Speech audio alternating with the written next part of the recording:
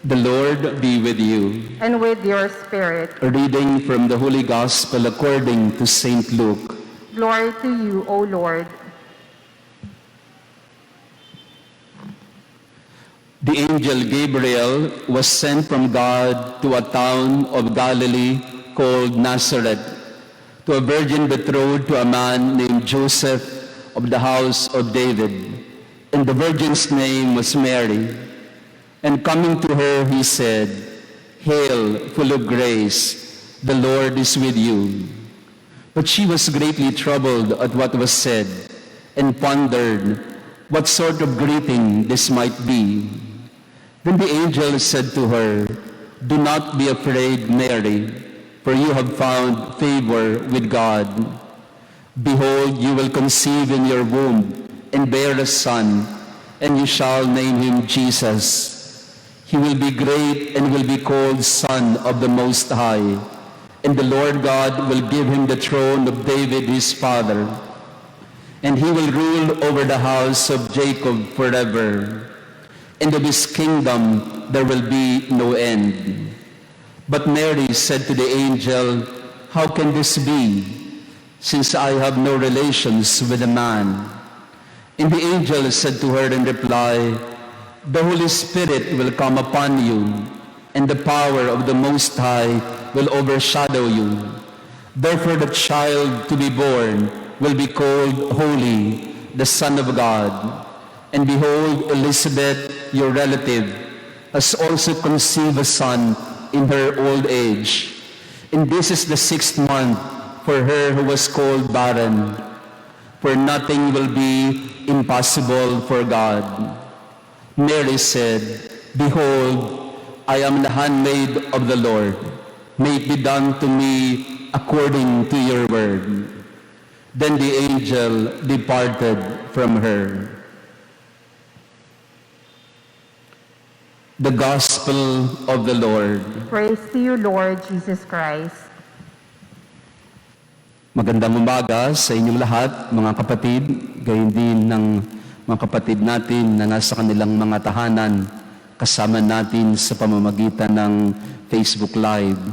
Bagamat umuulan, maraming salamat sa inyong pagdalo sa ating pagdiriwang ng kapistahan o paggunita sa mahal na ina ng Rosario, the Feast of Our Lady of the Rosary. At ang buong buwan ng Oktubre ay itinanghal din na buwan ng Rosario. Kaya nga po araw-araw dito po sa ating parokya, bago po magmisa ng alas 6, meron po tayong pagdarasal ng banal na Rosario. Humihingi tayo ng tulong at panalangin sa mahal na Inang Maria para sa ating mga pangangailangan sa ating panahon ngayon.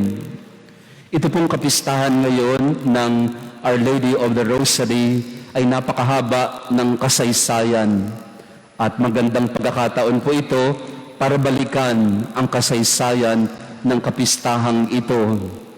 This used to be called the Feast of Our Lady of Victory.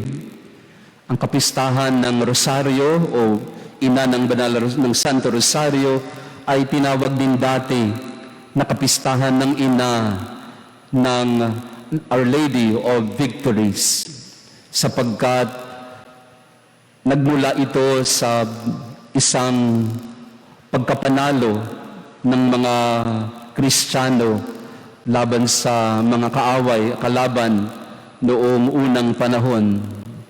In October 7, 1571, the Spanish fleet, the Catholics, defeated their enemies, the Turks. Ito po ang tinatawag nilang Battle of Lepanto. Ang Lepanto ay nasa may Greece, in the Ionian Sea. At doon sa tunggaliang iyon, kung saan nagwagi ang mga Kristiyano, napigilan ang paglaganap ng ibang relihiyon sa Europa. It was a deciding battle for Christians in Europe. And the Pope that time asked everybody, all Christians, to pray the Rosary. buong araw, buong gabi, habang nakikipagtunggalian ang mga Kristiyano laban sa kaaway, nagdarasal sila ng rosaryo. This was in 1571 in the Battle of Lepanto. Doon nagsimula ang kapistahang ito ng banal na rosaryo.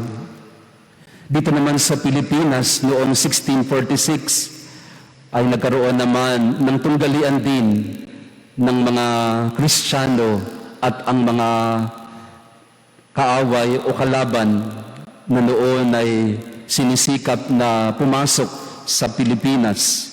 This was the Battle of Manila Bay in 1646, the Dutch versus the Spanish Armada.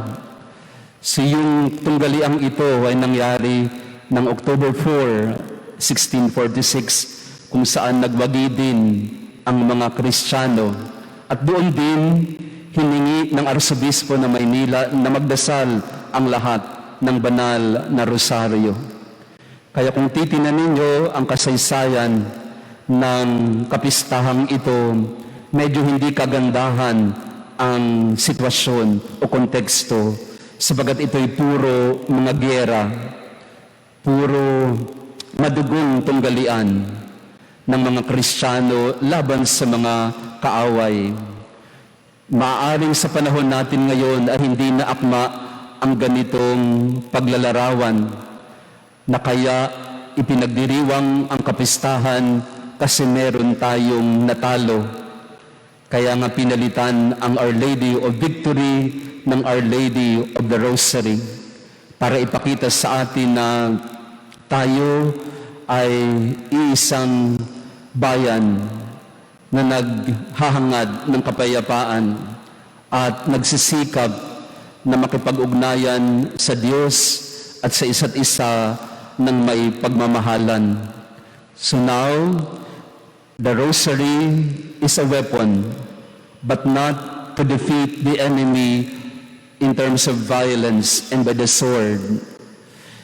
The rosary is our weapon against our spiritual battles, against the enemy. Ang banal na rosaryo ang ating sandata, hindi para manakit ng kapwa, kung hindi sandata natin para tayo ay kumapit sa Diyos sa gitna ng mga hamon sa buhay. At sino ang kaaway natin sa mga panahong ito?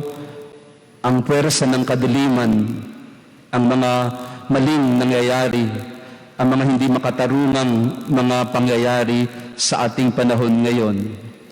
And we do not defeat the enemy by violence. We defeat the enemy by power and courage and faith in the Lord. So ito po yung konteksto ng Our Lady of the Rosary. Sa ating panahon siguro ay hindi na natin gaanong nalalaman ito, sapagkat para sa atin ang rosaryo ay isang mahinahon at mapayapang paraan ng pagdarasal. Na totoo naman, kasi ito'y pagninilay sa mga misteryo ng buhay ni Jesus. Ito ay ang pagsubaybay sa lahat ng mga pangyayari sa buhay ni Jesus na ating binabalikan. Pero kailangan nating alalahanin din na ang rosaryo ang ating pinakamabisang sandata sa lahat at laban sa mga kaaway. Kaaway hindi dahil sila'y masama, dahil hindi natin sila kauri, kung hindi ang ating kaaway ang iyang kasamaan mismo na naghahari sa ating lipunan.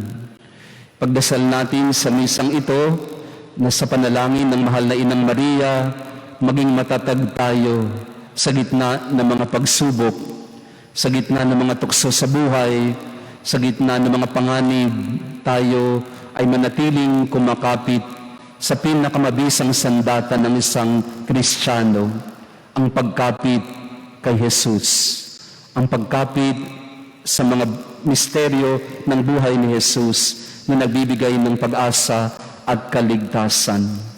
We ask the intercession of Our Lady of the Rosary, Our Lady of Victory, Our Lady of Lepanto, Our Lady of La Naval.